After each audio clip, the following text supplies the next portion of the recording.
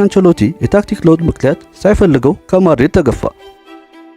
ከማድሪድ ወደ ውጭ ያለው ምትሃተኛ በሎስ ብላንኮቹ አለቃና የክለቡ መገፋቱን አልሸሸገም። በወቅቱ አርሰናልን የሚዘውሩት አርሰን ቬንገር ኦዚልን በስልክ አስመጠው ወደ አርሰናል በ2013 በ50 ሚሊዮን ዶላር በ4 ዓመት ኮንትራት ተቀላቀለ።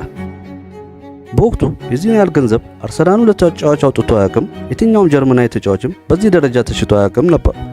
ኦዚልም ከማድሪድ መለያየት ጋር ተያይዞ ሐሳቡን ሲገልጽ እኔ ይህ የሚፈጠር አልመሰለኝም ነበር፣ አሰልጣኙና የክለቡ ቦርድ አመራሮች ዕጣ ፈንታዬን ወስነውታል ሲል ሮሮ አቀረበ።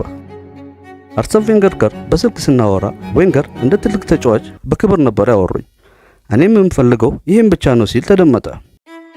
በኦዚል መልቀቅ የማድሪድ ደጋፊዎችና ተጫዋቾች ቅሬታቸውን ገለጹ። ሮናልዶ እንዲህ ሲል ቅሬታውን አሰምቶ ነበር።